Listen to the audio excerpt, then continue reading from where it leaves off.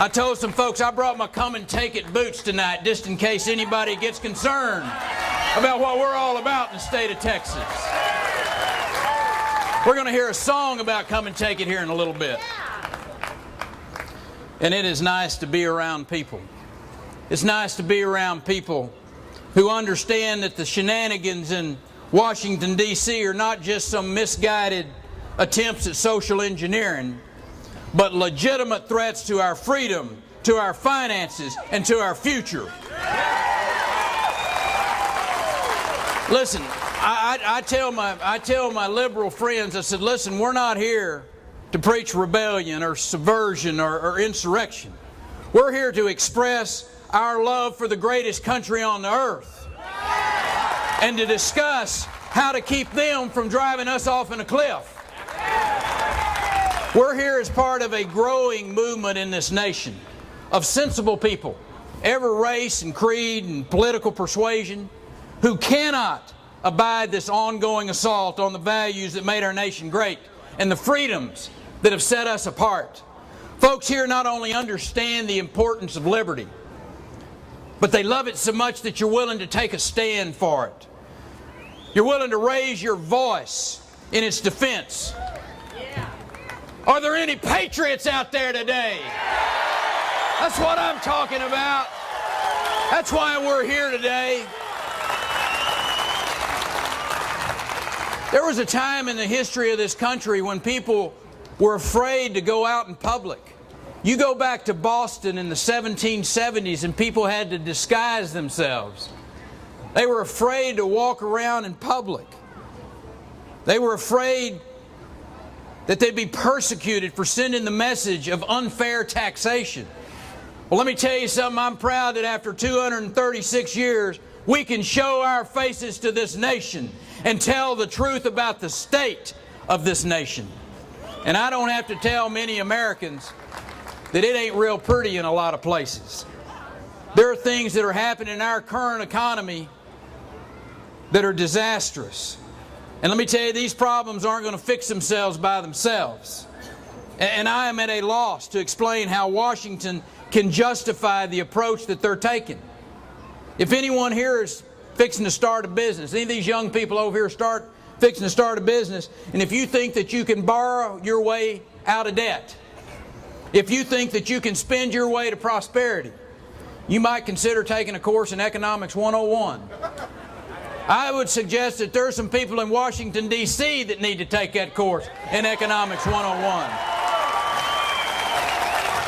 And they might just reread the United States Constitution while they're in that class. I happen to think our liberties would probably be a whole lot safer if we had them sitting in a class somewhere than being in the halls of Congress. They're making decisions that I got to think are making our founding fathers just scratch their heads if they were here today. You know, our founding fathers put limits on the federal government for a reason. That they had seen this British government's oppressive nature. They had seen what happens when government goes unchecked.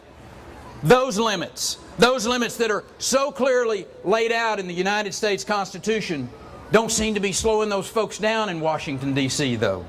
They continue eroding our rights, wasting our tax dollars, burying the next generation under a mountain of debt. And I think it's well past time to halt this endless intrusion into our lives, put a stop to this out-of-control spending, restore our commitment to a shared set of values. And I'm talking about values that have been forged on the anvil of experience, values that form the nucleus of our nation, values that our fighting men and women are dying for today halfway around the world.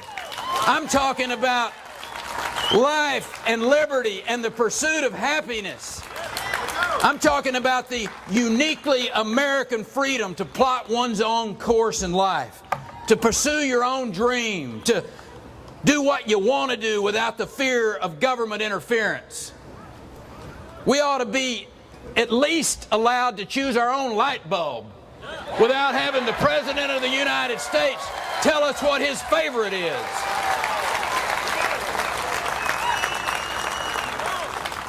We got a government that's got its hand too far in our pockets, its nose too far in our business, and its finger in its own ears, so it doesn't have to listen to the American citizens. It's time for the federal government to be less intrusive, more responsive to the wishes of its citizens. And we know the route to that. It is to lower taxes, smaller government, and freedom for more individuals. Because that is what we have seen work in Texas.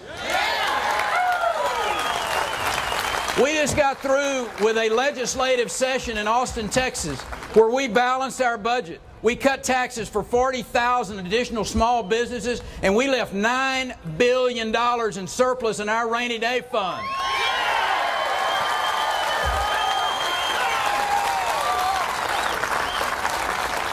Compare that with California's $24 billion deficit, or the federal government's $1.8 trillion deficit. You want to know how to do it right? Follow the blueprint in Texas. I told them, is it a little too much? Is it a little too much to dream of Washington remembering the state's rights that are enshrined in the Bill of Rights? In the United States Constitution, would it be just too much for Washington to respect those?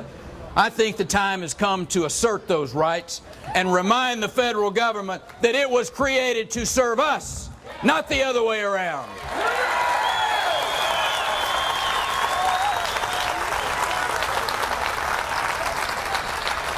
You know, when Washington takes over just about anything besides its basic responsibilities like national defense, we know it probably ain't going to be a real good result.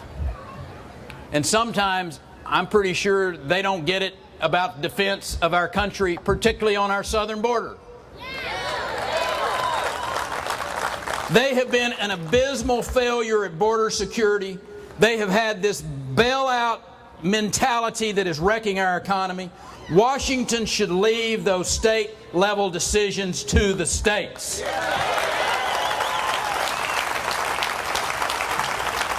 I wanted to come here today and say thank you, number one, for loving your country and loving your state, and for being here, and particularly to say thank you for those in the Tea Party that started these Tea Parties back on April the 15th.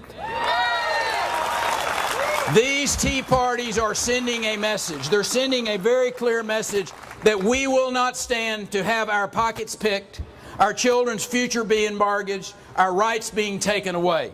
Standing here today, we are part of a movement that is growing, it is gaining strength, it is building momentum. We will not be ignored.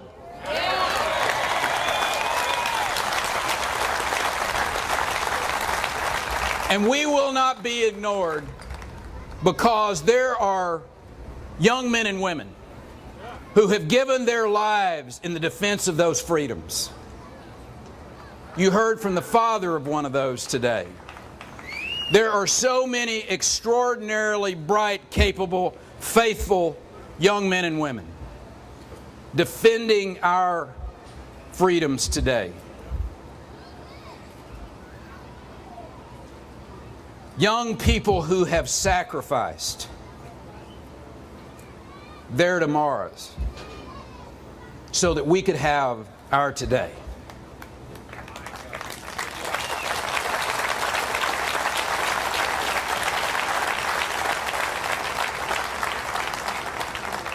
And a lot of them went into battle